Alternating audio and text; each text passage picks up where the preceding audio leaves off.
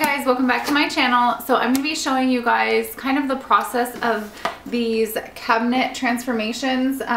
So before we decided to spend a bunch of money on replacing our cabinets and countertops, we decided to try out the cabinet transformation and also the countertop transformation. And basically it's a kit that you can buy from like Home Depot, or you can buy it from the actual Rustoleum website, and you can pretty much redo your kitchen without spending a ton of money. So we're gonna go ahead and try it out, and I just wanted to give you guys a few tips, just kind of things that we've learned along the way. Basically what we did is we watched the instructional video that comes with this kit, and first of all, when you buy this, you buy the kit and then they tint the like paint or the bonding coat at Home Depot. So you choose which color you want. It comes in like 10 different colors. We chose linen, which is not the whitest white, and it's not like, it's kind of in between the two colors that we were thinking about. We were kind of in between linen and quilter's white. Quilter's white looked a little bit yellow, so we're trying out linen. And then you can either leave it without the glaze, or you can add the glaze, which makes it like a little bit darker and shows the wood grain a little bit more. So we got started yesterday, and one of the things that I wanted to tell you guys was be sure that you make a map. That's what it says to do in the video, is to draw out a map, and that I would really follow that guideline, because you have to put all of the cabinet doors and drawers back up. So it's really convenient to have everything kind of stick with what it's supposed to go with. So I drew out a map. We have about 26 doors and drawer fronts, and then we just kind of kept the number. We took a piece of painter's tape and put the number on the door, and then we would make like whatever bag that the hardware went in, we just numbered it, so we know exactly where everything goes, exactly which hardware to put on what door, and it just makes it a ton easier. So we did that. The next step was to wash the cabinets, and this was just to basically deglaze the cabinets to get any shininess off of the cabinet doors and drawer fronts. So we used the cabinet transformation deglosser. You just basically use this scrubber. You have like a bucket of water with nothing in it to rinse it. Before starting the deglosser, you want to make sure that you have a lot of space. Every door and drawer needs space to dry. So we basically took our whole dining room area, covered it with plastic, and then we were able to set up cups and then just place the door on the cups while they were drying. So you just basically take like 3 cups, turn them upside down so the door has somewhere to dry on both sides. But you'd basically take this, pour it on the sponge, just scrub the heck out of it, and then when you're done, you take your bucket of water and then you just rinse it, and then you dry it off with a dry towel, and then you place it on your cup, so then it has plenty of time to dry. So our entire kitchen is covered with all of our drawers, and they're basically drying right now. Also, I have an example to show you. So this is one of our cabinet doors. It's a super old style. That's exactly why we wanted to change it. But right in the center we had a knob.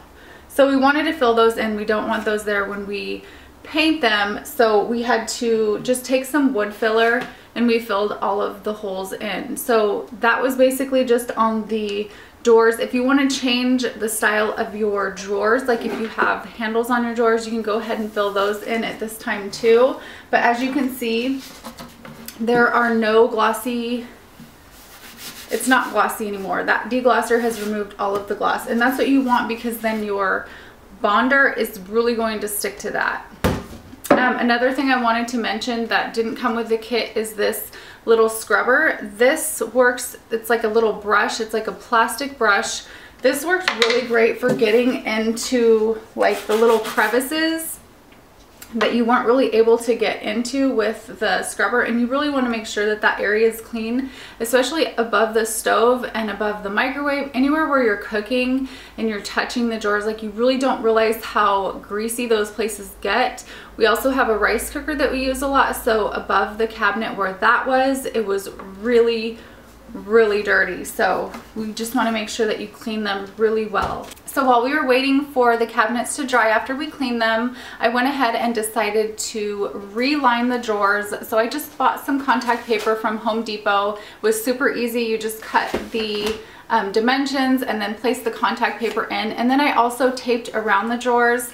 That way we can just paint right around that and we won't have to worry about that. And then for the drawers, we just set them on the edge of the table, and as you can see, they'll have plenty of room to dry. We'll set them up so that they have plenty of space to dry after we paint those. So now that we've got step 1 done, now I'm excited to move on to step 2, and this is the bond coat. This is where we're going to get that white color. So we apply 1 coat, let it dry for 2 hours, and then apply another coat. We're going to go ahead and start with the cabinet boxes, and then we're going to move on to the doors and drawers. So I will come back and show you what it looks like when we're finished with that. Hey guys, we're back and the cabinets are all finished.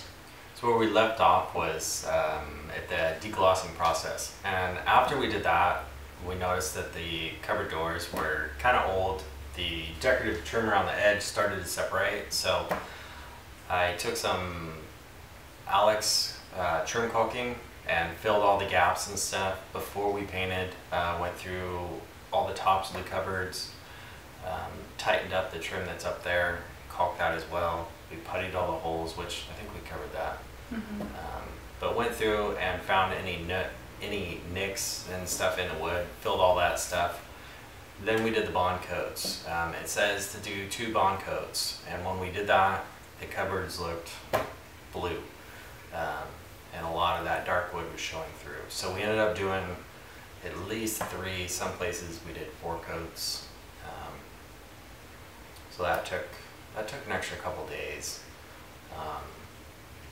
Then after that, we did the top coat, let it cure for 24 hours. We hung everything. And instead of using the old hardware, we went ahead and bought new hinges and also new drawer pulls and doorknobs, and I think it made a big difference. I don't think that they would have looked as nice if we would have just painted the old hinges and put them back on, because they were pretty old. They were kind of rusty looking, and some were broke. Yeah, so we just went ahead and spent the money to get the extra hardware, and I believe we spent a total of $225. This was $75, and the rest we spent on the hardware, which for $225 to give your kitchen a facelift, it's totally worth it. But one thing that I did want to mention, and that we both wanted to tell you guys, is not to take any shortcuts. Spend the time, you know, make sure that everything from the start to finish, every step, spend your time, make sure that you do it properly, because I think that because we did that, they turned out much better than they would have if we would. I mean, we started off, and when we deglossed, there were some that weren't all the way done. We could have just left it, but we went ahead and we had to re-degloss some of them just to make sure that all of the gloss was gone, and then making sure that each coat of paint dries in between, I think was just really worth it. And just the total process took a week, but it was worth it. Our kitchen was torn apart, but just taking those little extra steps in the caulking and just things like that, I think it made a big difference. And the only reason it really took a week was, you know, because when we did the bond coats, we did 1 in the morning, and then what was the dry time? It was just a couple hours. The dry time was only a couple hours, but instead of putting another coat on that day, we just took it easy and did 1 coat per day. So if you wanted to, it could be a lot faster. I believe the dry time was like 2 or 3 hours. So if you put it on in the morning, you could do all your coats in 1 day. But we just took the time, did it slow, made sure everything dried, filling the holes, doing all that stuff. You know, it is a lot faster of a process, or it can be, but we just kind of took our time. And I think it shows, it paid. It definitely paid off. Yeah. So it turned out great. Next we're going to be doing countertops. Maybe we'll do a video on that too. But thank you guys so much for watching, and we will see you soon. Bye. Bye.